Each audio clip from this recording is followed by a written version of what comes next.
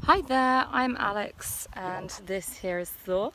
I've had quite a few people ask me recently for any tips and advice on bridle-less riding, which to be fair, have only really just started over the last few weeks.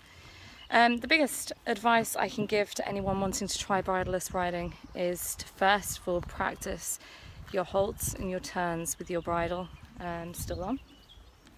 If you can stop your horse and you can turn your horse confidently, that is the point where I'd say you're ready. As you know, I'm doing foundational training with my US trainer, Teresa McManus, where we're stripping everything back to basics for myself and for Thor. So at the moment I'm riding with no leg. I'm not doing anything with particular force or excessive pressure, and Thor and I are both allowed to train and to learn at our own pace, which makes all the difference you wouldn't believe. So after about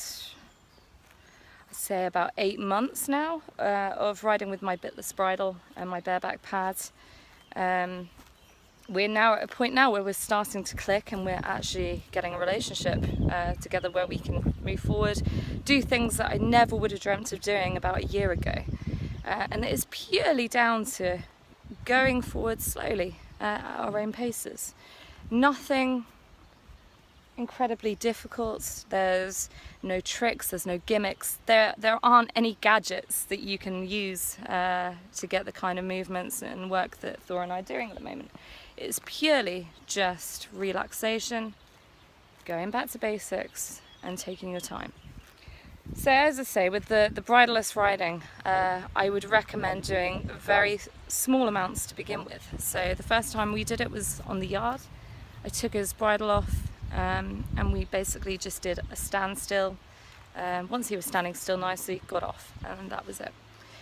Since then we've kind of built up to going to this area over here, somewhere there. It's just basically just a big field, and we've been doing lots of walking, halting, turning, basically everything I do with his bridle, so nothing out of the ordinary. And from there we've then progressed on to trot work, turns whilst trotting, trot to halt. We've then very recently, as of yesterday, tried our first canter.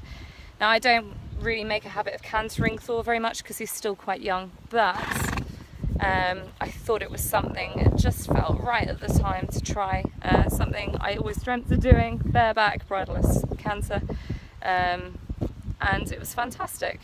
We did a canter uphill, which to be fair the first time was one stride. Today we managed a few strides and that was it. As soon as he's done well, we stop, he gets praise and goes back in his field. So that's it really. Take your time, take things slowly, go back to basics. If you can have the patience and not be in a rush to be better than you actually are at the time, I guess. Just enjoy every moment, and you'll find that your training will come on in leaps and bounds. It'll be a lot easier, you'll progress more quickly, ironically, and it's kinder for you and the horse, less pressure for you both.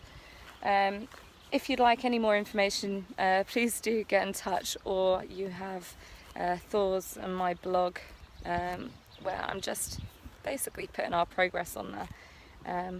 Partly for my own enjoyment so I can see how far we've come, but also for anyone else who'd like to have a go at this training method. It's called foundational training, taught by Teresa McManus in the United States, and I'll hopefully be able to teach some of you Brits over here. Thank you very much.